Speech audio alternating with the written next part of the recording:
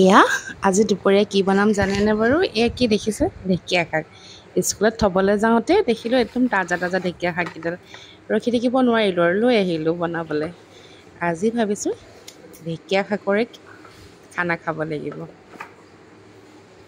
আৰু এয়া মই এতিয়া চাফা কৰি ল'ম ধুনীয়াকৈ। এইফালে মই গেছ জ্বলাই দিলোঁ।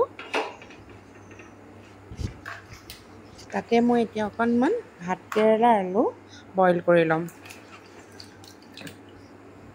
আজিনো দুপৰীয়া কিনো বনাওঁ ব'লকচোন চাওঁ। হয় নাই?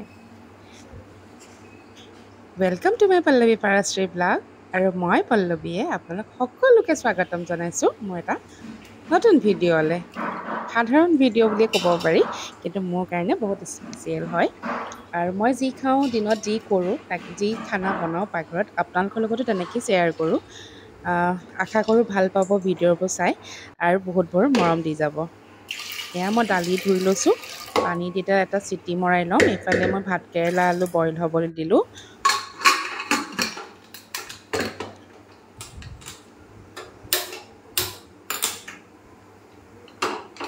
চিটি মাৰিব। আৰু এইফালে মই এতিয়া ঢেকীয়াখিনি ধুই পখালি ধুনীয়াকৈ ল'লোঁ। আৰু এতিয়া মই অলপ মিহি মিহিকৈ অলপমান ঢেকীয়া কাটি ল'ম। দাইলটোতো বনাইছোৱে, গম পালেই হয়নে নহয় কিহত দিম আজি মই? দালিত ঢেকীয়া দিম আজি। আৰু লগত আৰু এটা বস্তু দিম। কি বস্তু কওকচোন? আপোনালোকে খায়নে বাৰু এইটো বস্তু? বিৰাট ভাল বস্তু কিন্তু দেই। এয়া দেখিছেনে এইটো কি? ধৰিব পাৰিছেই চাগে ন? থেকেৰা। এইটো থেকেৰা দি বনাম আজি মচুৰ দালি আৰু ঢেকীয়া শাকৰ লগত। এয়া এতিয়া অকণমান ধুই লওঁ। চাফ চিকুণ কৰি শুকুৱাই থোৱা হৈছে, কিন্তু হ'লেও বহুত দিন হ'লতো সেইকাৰণে অকণমান ধুই লওঁ। এইফালে মই অকণমান নহৰু দি তেলত নহৰু দিছোঁ। আৰু ইয়াতে মই এতিয়া ঢেকীয়াকেইডাল ভাজি ল'ম। আমাৰ একদম অসমীয়া খানা। মোৰ আইতাই বহুত ধুনীয়া বনাইছিলে, বিৰাট ভাল লাগিছিলে খাই। ইয়াতে অকণমান মাছো দি দিয়ে এনেকৈ কৰি কিনি। এয়া এতিয়া মই ভালকৈ ভাজি ল'ম। যিহেতু মই ঢেকীয়া শাকখিনি ধুই কিনি অলপ শুকুৱাই লোৱা নাই, শুকুৱাই ল'লে বিজলুৱা ভাৱটো গুচি যায়। আৰু মই ধুই কিনি লগে লগে বনাইছোঁ যিহেতু, সেইকাৰণে বিজল ভাৱটো নোযোৱালৈকে ভালকৈ ভাজি ল'ম। তাৰপিছতহে মই দালি এড কৰিম ইয়াতে।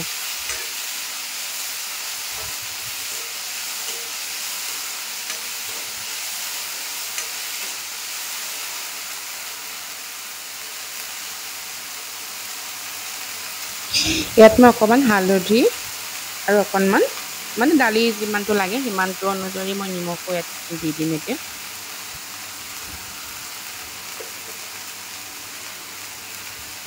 নিমখো দি দিলোঁ। আৰু এতিয়া আৰু অকণমান ভালকৈ ভাজি ল'ম। কাৰ কাৰ প্ৰিয় বাৰু ঢেকীয়া শাক? ঢেকীয়া শাকৰ লগত মাছ, ঢেকীয়া ঔটেঙা, বহুত আইটেম বনাব পৰা যায় ন আমাৰ অসমীয়া শাক পাচলিবোৰে।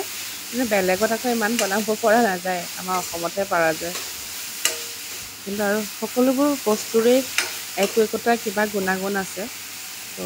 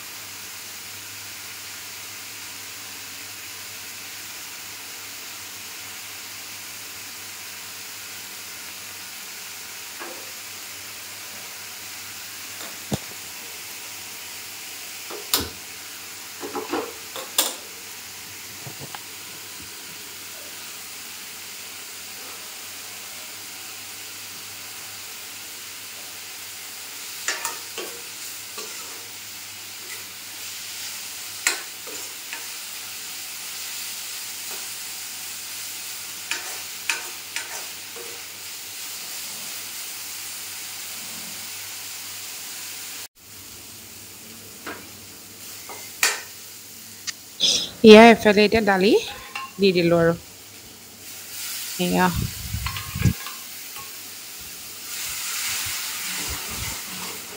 দালি দি দিলোঁ। ইয়াত যাক যিমানটো পৰিমাণৰ জোল লাগে সিমান পৰিমাণৰ পানী এড কৰি দিব পাৰে। এয়া কিছুমানে বহুত পাতলা দালি খাই ভাল পায়, কিছুমানে ডাঠ দালি খাই ভাল পায়, হয়নে? মই মোৰ ঘৰৰ অনুযায়ী মই পানী অলপ দি দিছোঁ, অকণমান যিহেতু উতলিবও লাগিব সেইটো কাৰণে। আৰু ইয়াতে এতিয়া মই দি দিম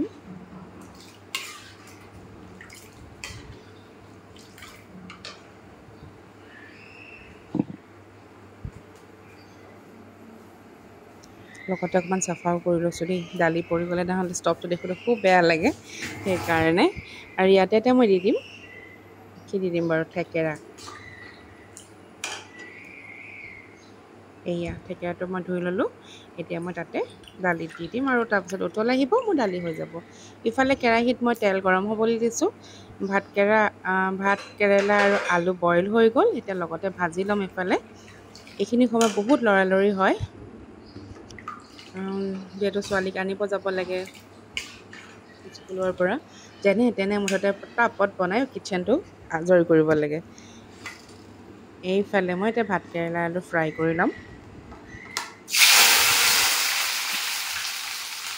আৰু এইফালে মোৰ দালি হৈয়ে গৈছে বুলি, মানে উতল আহিব আৰু হৈ যাব, দালি হৈ থাকিব আৰু এইফালে মই ফ্ৰাই কৰাখিনি কৰি লওঁ ভালকৈ।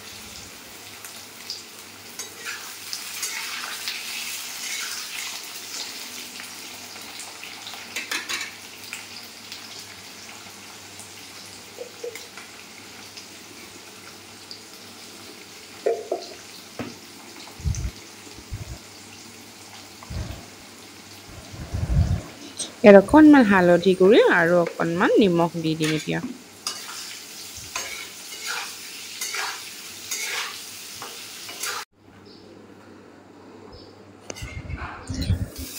আৰু এইফালে মোৰ দালি উতলিও হৈ গ'ল, এইফালে মোৰ ফ্ৰাই কৰাও হৈ গ'ল। এতিয়া মই ইয়াত থাকি যোৱা তেলখিনিতে নহৰু ফ্ৰাই কৰিছোঁ, আৰু তাতে মই কি দিম, ঢেকীয়া শাকৰ ভাজি কৰিম।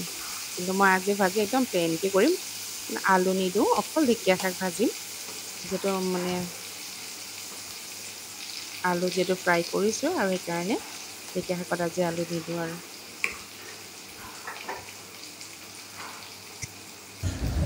এইফালে মোৰ দালি হৈ গ'ল, দেখিছে ন কেনেকুৱা ধুনীয়া গোন্ধ আহিছে, নহৰু তেল মাৰিলে যে ইমান ধুনীয়া গোন্ধায়।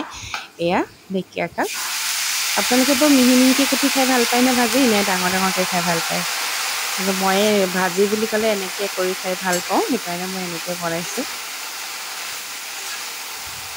এয়া আৰু শাক ভাজোঁতে বেছি সময়টো নালাগেই, পটককেনে হৈ উঠিব আৰু।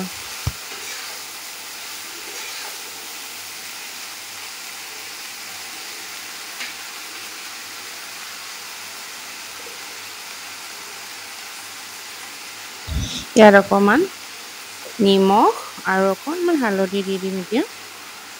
এয়া নিমখ আৰু হালধি দি দিলোঁ।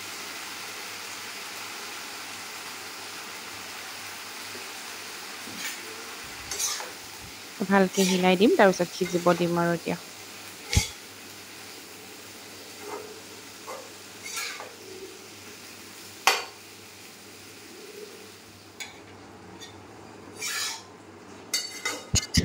এইফালে মই দালি নমাই দিলোঁ, এইফালে মোৰ শাকটো ভাজি হৈ গ'ল, এতিয়া মই আৰু নমাই দিম এতিয়া।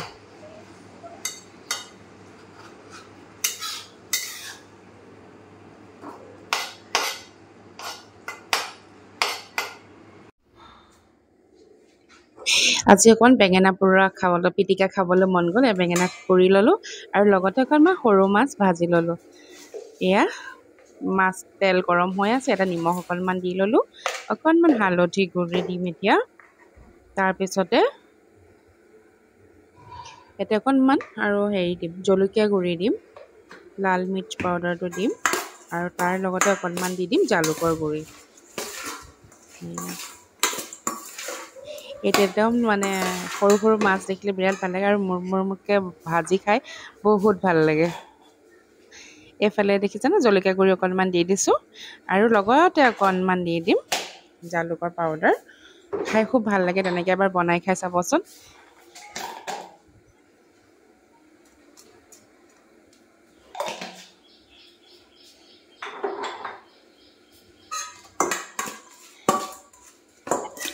এইফালে তেল মোৰ গৰম হৈ গ'ল, আৰু মাছো ধুনীয়াকৈ একদম ফ্ৰাই, আৰু এতিয়া মই ফ্ৰাই কৰি ল'ম।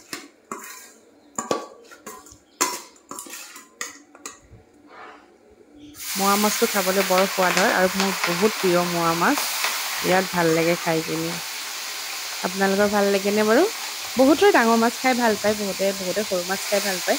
আৰু মই সৰু মাছটোৰ ভিতৰত মোৱা মাছ বিৰাট ভাল পাওঁ খাই কিনি।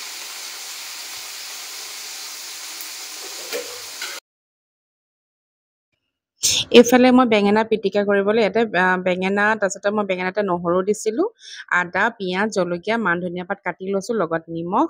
আৰু এইফালে ভাত কেৰেলা বইল কৰিছিলোঁ যে, তেতিয়া মই অকণ পিটিকা কৰিব থৈ দিছিলোঁ। তাতে পিঁয়াজ, আদা, জলকীয়া আৰু মান ধনিয়া পাত দি কিনে এতিয়া মই ইয়াতে অকণমান মিঠাতেল দিম। তাৰপিছত এটা পিটিকা কৰিম আজি।